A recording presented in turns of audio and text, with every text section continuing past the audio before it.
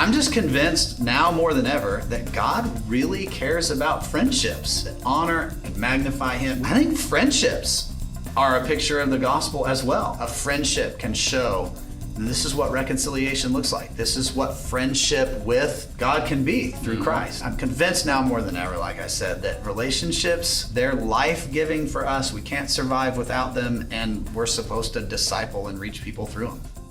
Working with the local church to take the hope of Christ to every student in the United States. This is First Priority. Now here are your hosts, Steve Chirico and Brad Skelling. Well, everybody, welcome back to the podcast. My name is Steve Chirico, and I'm super glad you're here. My friend Brad Skelling is with us, and thank you. We have a guest with us today, Brad. We do. You want to introduce Ben? Mr., right? Doctor, the honorable. No doctor. No doctor yet. Mister. But no Reverend. doctor. Reverend. You can go Reverend. You can go Reverend. You can go Reverend? All right. We get them all out of the way right out the gate. With Lifeway Student Resources. Yeah. Ministries.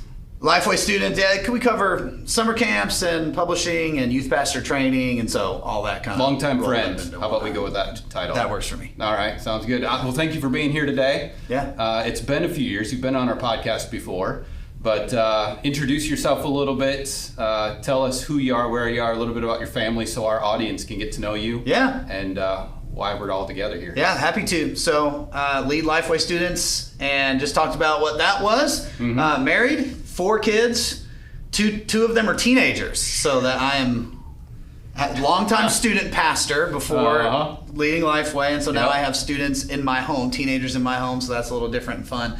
But we go 16, 14, 9, 7, and we have birthday season right now. At the time of this recording, we're going into birthday season. Wow. So Nice. I adjusted their birthdays based on that. I love it. I love it. And how's that going for your pocketbook?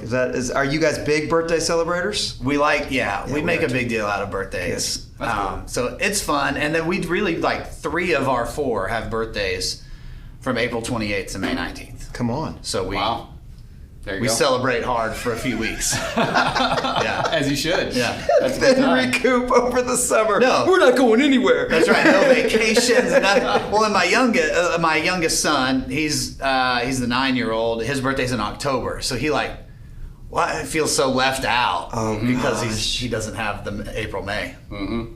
Oh gosh. Yeah. Well, give us a little history of your heart for student ministry. You obviously didn't just jump right into Lifeway. So give us a little bit of what was your call.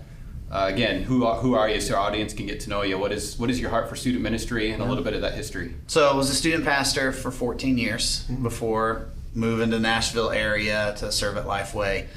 I love the local church still. It's where my heart is, and seeing youth pastors grow and become healthy and continue their health. And so as a student pastor in Virginia, right before moving to Nashville, I really felt God was doing something in my heart to help other youth pastors. And I didn't know what that meant. I didn't know, okay, how do I do that? Does this mean I just start meeting with a couple in our area? Yeah. And for me, I thought, okay, well, if God's putting in my heart a desire to help other youth pastors, then I'll go get the doctorate and I'll teach youth ministry in a college or seminary somewhere. And right about that time, had all the paperwork out and on my desk and working on it, Lifeway called. Eric Geiger at that time was one of the vice presidents and called and said, hey, I'm restructuring Lifeway, hiring some people from the local church to lead our age group areas. Would you be interested in talking about this? And so it was kind of an aligning of what I didn't really understand what God was doing with this opportunity, and now I still very much consider myself still serving in student ministry. Yep. I just serve I'm here to walk alongside youth pastors role as they disciple. So it's fun, man. I enjoy it, and I've been 10 years now at Lifeway, so it's been a long time. So you got a favorite story of walking alongside a youth pastor through Lifeway? Man, specific story. I didn't set you up for this, so take a moment if you need to. No, you're good. Man, I think there was a conversation just now. We're in an event together and sort of taking advantage of that time to record this. Woo. Yeah. And so just now, downstairs, there's a youth pastor that came up and said, hey, I have a vision for youth ministry, and I feel like the leadership of my church has a different vision for student ministry. How do I do that? How do I walk through that and be faithful to my leadership, but also be faithful to God's call on my life? Those kinds of conversations are really life-giving because people deal with that in ministry. Like, it's not easy. Whether you serve in a local church or a parachurch organization, ministry is difficult. It is. And there are unique issues to navigate. And I love walking through those kind of things with youth pastors. And most of the time, it's just somebody to listen. Because in ministry, we don't feel like we can really be ultra vulnerable with somebody because we're supposed to be like super perfect because we lead things. And so we try to shatter that myth, and we try to create space for people to be vulnerable and say, hey, I'm struggling with this. I just need somebody to listen to. I need somebody to help. That's right. That's right. Yeah. Good. It is very good. So, again, we talked 3 years ago. You had a big study 3 years ago. But the world went through a big thing since that 3 years ago that, and the church had a lot of different dynamics going on. So as you're walking alongside these churches, what kind of trends are you seeing? So 3 years ago, we had the study come out of research on students staying connected to the church after college. And one of the things that we found that keeps students connected after they graduate was how they were connected to other people during their high school years. So the number one factor that we found was that when a high school student could name 3 or more spiritual mentors in their life, they were 3 times more likely to stay connected to the church during their college years. So spiritual mentoring, and then connected to other people as a part of the student ministry, other peers, other teenagers, and even other generations of the church. All of those things were major contributors to them not just running off somewhere else after they graduate high school. And so we haven't done new research. COVID is freshly over. So we haven't researched that yet. But what we have seen in conversations with churches is that those churches who majored on connecting people weathered the COVID storm in a more effective way than churches who didn't. So churches who had spiritual mentoring as a primary goal, training their leaders, developing their people, leaders who had relationships with students already, churches that did a really good job connecting students with each other relationally. Those are the ones who sometimes you even hear like, hey, we grew during this time. Because relational connection became a magnet for people over the last 18 months. And what I hope happens, like I love a big event. I think churches should do them, and big is contextual. So that's right. That's exactly right. Whatever. Whatever big can be 20 or big can be 2,000. Whatever you are. I believe in gathering large groups of people, purposefully and strategically. But I hope what's happened through COVID is a return to church people, leadership saying relationships are what matter.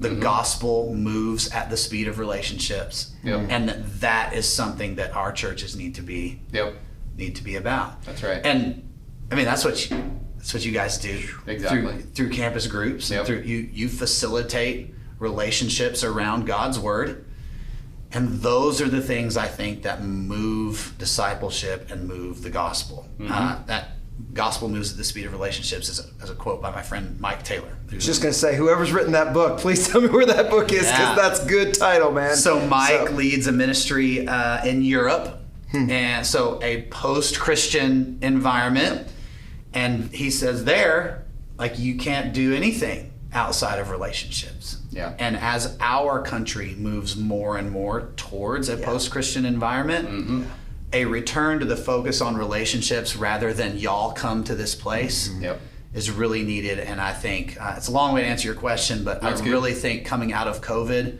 there is a return to relational ministry matters, and it's what actually moves the dial versus a lot of the other bells and whistles that we sometimes think.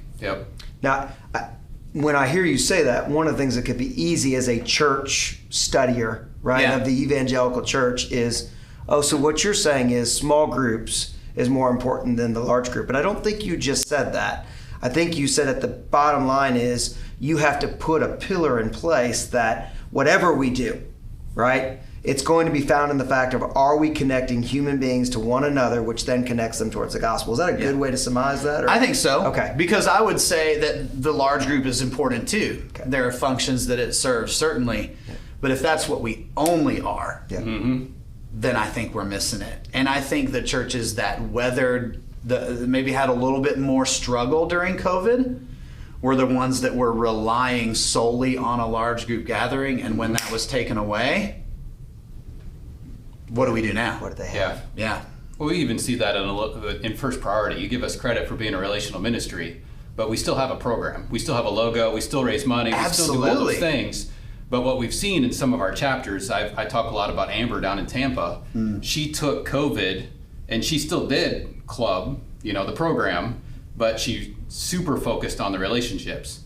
So, which now, she went from 60 clubs to 1 during COVID, but now she's up to 90, hardly out of COVID, where some of our other places are still a little bit struggling. I'm not throwing anybody under the bus in that, Sure. but the people who said, we can't do this anymore because we can't meet in a club, whereas opposed to, hey, we can do this, but we're going to focus on relationship. Right.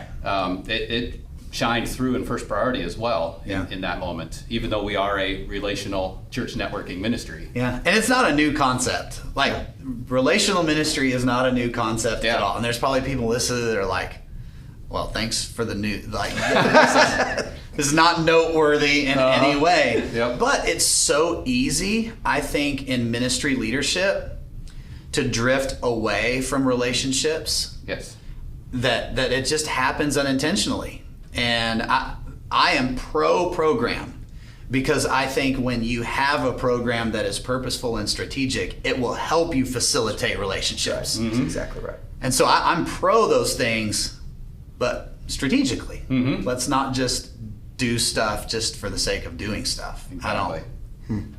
That's where we lose energy. In my opinion, that's where we lose energy. So let's go to your local church a minute, Yeah. right? In the place where you do volunteer, right? Key volunteer, still in youth ministry. We've talked about that before. Where did you see it tangibly work out for you as you came out of this season and in your serving as a volunteer? Yeah. So, man, what's interesting is the leaders, and I've seen this home and as I've talked with youth pastors in other places. There's always a spectrum of volunteers, right? There are some that just show up, and there are some that are like all in.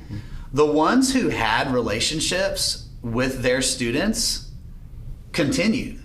They're the ones who were still willing in those moments to jump online and still have group. Whereas the ones who maybe weren't as involved in relationship with students in their group fell off a little more quickly. Or what's the value? A student's asking, what's the value in me coming to that when my parents don't make me get in the car and drop me off on Sunday morning or Tuesday night to home group or whatever. And so that really stands out. Now, different parts of the country obviously were online for different periods of time. So like here in outer Nashville area, that online season was shorter than metro areas, even in our own geography.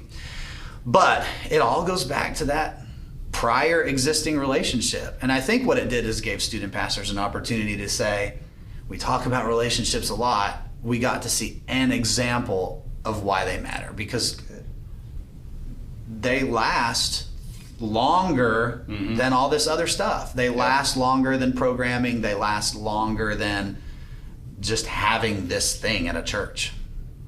It's good. It's very good. I'm still stuck on your example of the young man downstairs, and so curious what leadership nugget you gave him. Okay. To say back to, because leading up is just a reality of almost every youth pastor's life, right? And so even leading up to that, this is not a fair summation. It's not, but I'll say it anyway, right? Just for the sake of the conversation. I am a high-end leader trying to maintain where I was pre-COVID, now post-COVID, right? I'm just trying to make it through that storm. Yeah. And how do I lead up to that high view leader and say, hey, by the way, these are the things that I think actually will help you accomplish your goal in relationships. But it means some shifting for you and your view and how you view us. Right. Like, how did you help him get to that point? So anytime a youth pastor, and this conversation happens a good bit, it's like, hey, I'm having some struggle relationally with the person who oversees me. Yep. One of the first things I always say is, I believe when God calls us to a place, he calls us to be under the authority of the leaders that he's put there. Yep. And our response to that authority says more about our own relationship with Jesus than it says about our relationship with that person. Sure. Mm-hmm. And so I always try to lead with that and say, hey, like, there's some introspection that needs to take place. Is there something going on with you that needs to change? Do you need to get in line or on board with the vision that's being given to you? That leader has a vision. That leader has a direction for the church. You said yes to go there, Yep. and so you said yes to that vision. Now, sometimes it is the youth pastor. I'll put myself in that situation. Sometimes it is me that needs to check my ego, that needs to check my pride and say, you know what? God's called me here, and I need to align with this, and so I'm going to adjust the way I want to do things. When you talk about mission and strategy, I think the mission never changes. Like, that's a closed-fisted thing. So me as a youth pastor, this is why I exist, this is my mission. Mm-hmm. The strategy of that should be open-handed. Mm-hmm. There are a lot of strategies that can accomplish the mission. Yeah. And maybe it's not a difference in mission, it's just a difference in how we get there. Yep. And if I can get to that place, then I jump on board, I change my strategy, I align, and I'm good to go. Sometimes that may not be able to happen. Yep. Mm-hmm. The youth pastor or whoever may not be able to align with wherever the leadership is going. And in those instances, I do encourage them to find somewhere else to go. Yeah. Because here's what happens. If God has searched my heart and it's not sin and it's not like I'm not the problem, there's just a difference there that's not going to be aligned. Yep. Mm-hmm. Then if I stay there, the enemy, I believe, will use that as an opportunity to begin to build bitterness. Yep. And disagreement in my heart. Mm-hmm. And then as a leader of people, that we can't section off the bitterness that we feel from the people that we lead. Yeah. So that will eventually begin to be a divisive thing in the church, in our ministry, in us. And it's actually spiritually unhealthy for you as a person to stay in that situation if you can't align. Yeah. Yeah. Because it's going to pull you away from your relationship with Jesus. And so I actually believe in that moment, it's more spiritually healthy for you to seek a situation that's different than to stay and allow bitterness to develop. Yep. Now, the advice on the other side of that is, if you are leaving, make sure you ask the vision questions up front. Yeah. So that you know, if I'm going to go into a new situation, then this is going to be. And that's a hard conversation because it's not as easy just, I'll stay or leave. Yeah. But those are the principles behind how I handle that kind of Well, and conversation. what I wanted to hear from you is exactly what you said, which is, hey, you can feel misaligned, but you still have to first look in the mirror and say, where am I in this? Yeah. Right? And the idea that we all have our stuff. Yeah. And we can get so passionate about the mission that we can miss out on strategy because of our stuff. Yeah. So the idea that you turned it back on that leader, me included, right? You would turn it back on me and say, before you take the next step, you need to go look in the mirror and ask yourself these things, right? Yeah. If these things are clear, there's no root of bitterness, right? You're not. Then you've got some choices to make. Yeah. But it may be simpler than you're making it, leader.